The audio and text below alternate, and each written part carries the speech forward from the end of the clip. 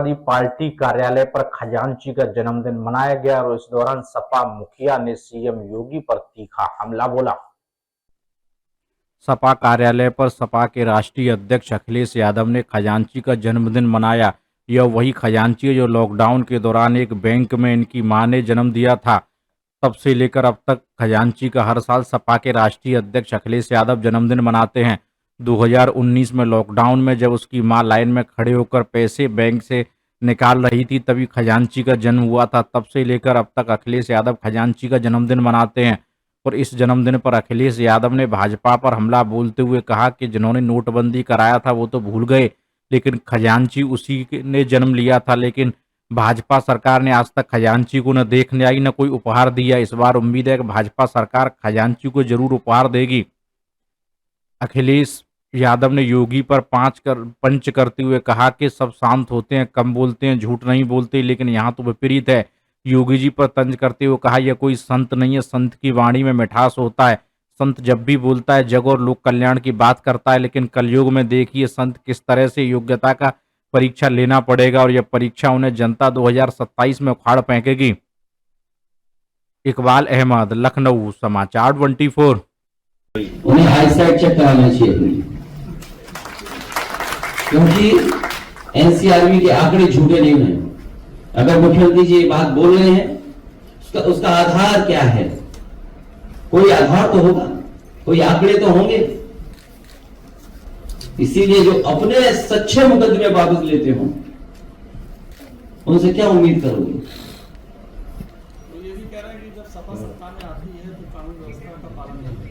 मुझे उम्मीद है कि जो 50वें पायदान से जो सबसे ऊंचे बैठ गए हैं, जो 48 पायदान पे अधिकारी हैं, उनसे जाकर के चर्चा कर लो इस बारे में। और जिनके पास कार्यकारी हो, सब कार्यकारी हो, उनसे क्या उम्मीद करोगे? उनसे क्या समझेगा?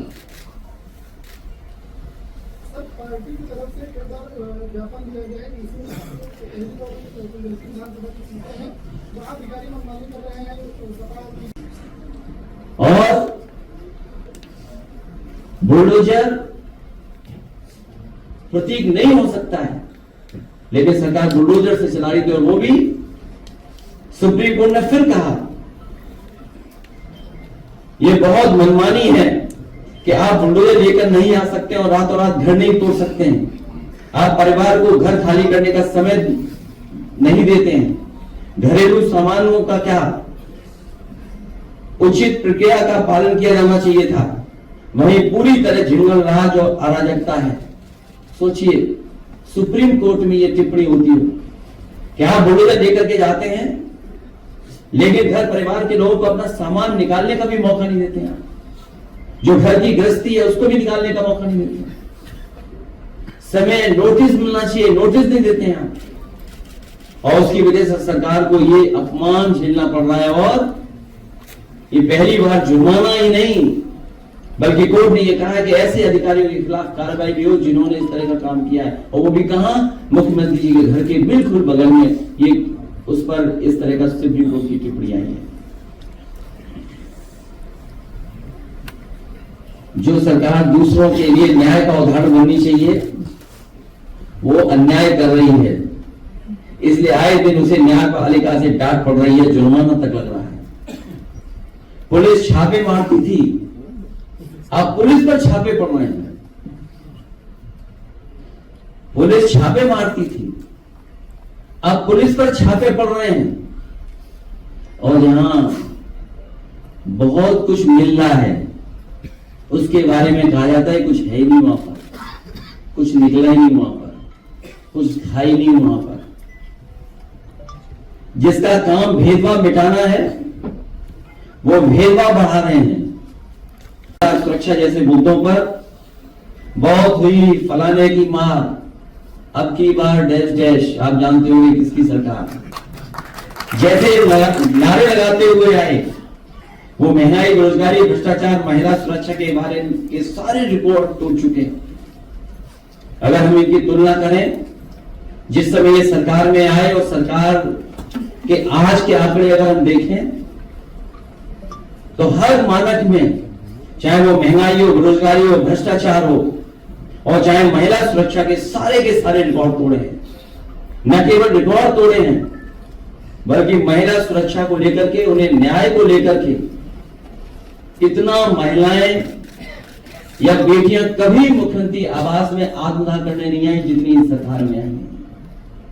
लोगों को न्याय नहीं मिलता, तहसीलों में जान दिए उन्होंने, अधिकारियों के सामने आत्मदाह करने की कोशिश की। और सोचिए, मुख्यमंत्री कार्यालय के बगल में कितने ऊंचे खंबे पर केवल न्याय मिल जाए, उसकी बात सुन लें, उसलिए गरीब को कहां कहां नहीं जाना पड़ रहा है। जिन्हें संविधान के हिसाब से चलना चाहिए वो मन विधान के हिसाब से चल रहे हैं। और जो नारा कभी अंग्रेजों ने लगाया था, अंग्रेजों के जो विचार थे, अंग्रेज तो भारत छोड़ के चले गए, लेकिन अंग्रेज अपने विचारवंशी लोगों को यही को छोड़ गए। जो विचार अंग्रेजों के थे वही विचार इस सरकार के हैं। दिल्ली और लखनऊ सहयोग से चलने चाहिए, यहां तो विरोध से चल रहे हैं। डबल इंजन उल्टे लगे हैं, या आमने सामने दोनों एक दिशा में नहीं है। लगता तो यह है कि डबल इंजन जो इंजन है अब एक दूसरे को खींच रहे हैं। किस दिशा में खींच रहे हैं वो उत्तर प्रदेश की जनता बेहतर समझती है। जिन्हें सामाजिक सौहार्द के पुल बनाने चाहिए थे वो नीचे नीचे बारूदी सुरंग फैला रहे हैं। इसलिए इस मौके पर मैं ये कहना चाहता हूं कि इनकाउंटर वाली सर्व हो गया और उसकी शुरुआत उपचुनाव से होगी। इसीलिए घबराए हुए हैं, और इतने घबराए हुए हैं कि उन्होंने अधिकारियों को अपना पदाधिकारी मान लिया है, उनसे से काम ले रहे हैं। काल है और नकारात्मक लोगों का भी। कलयुग में सब उल्टा होता है, ना तो समझो वही हो रहा है। जो कलयुग है उसमें उल्टा होता है और सब उल्टा कर रहे हैं लोग। हमारे यहां ये माना जाता है कि जितना बड़ा ज्ञानी होता है वो उतना ही चुप रहता है। इसलिए हमारे यहां मौनी और मुनि की परंपरा रही है। मुनि की परंपरा साधु संतों में, या मौनी की परंपरा, और कलयुग में इसलिए सब उल्टा हो रहा है।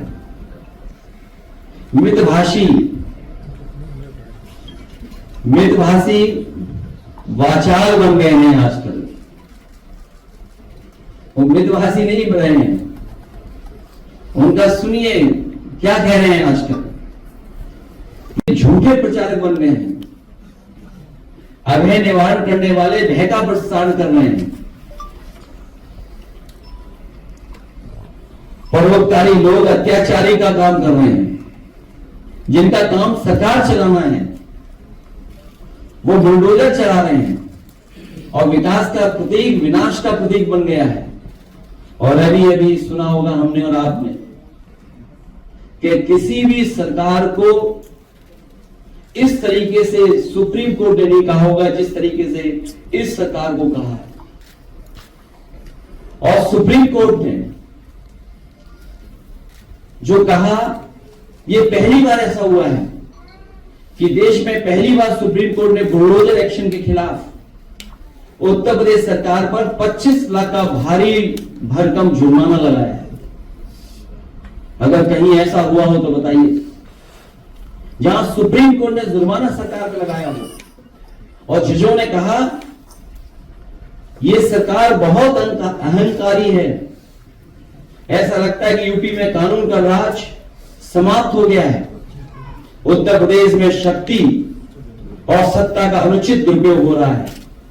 ये बात याद होगा आपको, जब भी सरकार के खिलाफ हम लोगों ने कहा होगा तो इन बातों को हमेशा रखा। कैसा अगर कोई कर रहा है तो सरकार के लोग मिलकर के करवा रहे हैं। हमारे यहां कहा जाता है कि जो जितना बड़ा संत होता है, ये हमारी परंपरा रही है जो हम लोगों ने सीखी और समझी है और जानी है, कि हमारे यहां कहा जाता है कि जो जितना बड़ा संत होता है वो उतना ही कम बोलता है, और जब बोलता भी है तो जन कल्याण के लिए, इसलिए उसके वचन प्रवचन कहलाते हैं। यहां तो सब उल्टा ही है, इनकी योग्यता की परीक्षा करवानी पड़ेगी, क्योंकि जिस तरह के भाषा इस्तेमाल हो रही है उससे कहीं ना कहीं लग रहा है कि उनकी योग्यता के बारे में भी हमें और आपको जानना चाहिए। और व्यक्ति वस्त्र से नहीं, व्यक्ति वस्त्र से नहीं, वचन से योग्य होता है। सबसे ज्यादा भारतीय जनता पार्टी के लोगों को मनाना चाहिए, लेकिन भारतीय जनता पार्टी के लोग न केवल तारीख भूल जाते हैं, बल्कि ये भी भूल जाते हैं कि कोई खजांची भी है। ये खजांची का जन्मदिन इसलिए हम लोग मनाते हैं, कम से कम भारतीय जनता पार्टी को याद आए कि उन्हीं की वजह से खजांची बैंक में पैदा हुआ था, और आज का नाम खजांची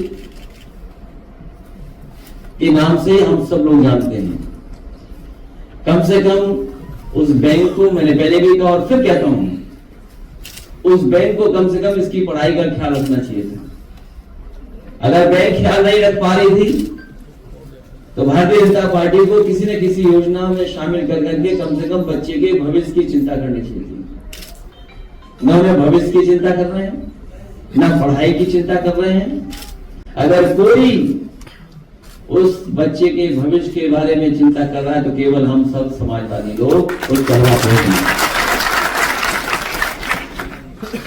जो एनकाउंटर वाले हैं उनका उसको बधाई देने के लिए हम सब लोग इकट्ठे हुए हैं।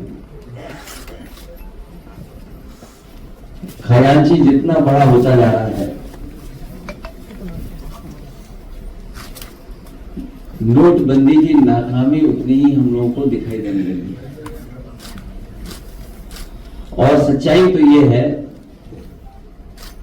कि नोटबंदी दुनिया के आर्थिक इतिहास का सबसे बड़ा भ्रष्टाचार के रूप में उभर कर गया है। नोटबंदी भाजपा के भ्रष्टाचार का महासागर साबित हुई है। नोटबंदी के समय जितने भी दिखावटी लक्ष्य रखे गए थे,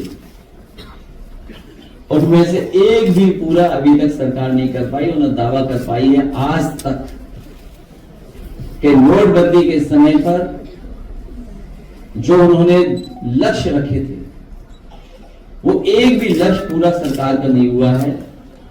नोटबंदी केवल दिखावटी उनका, और दिखावटी बनकर के रह गई।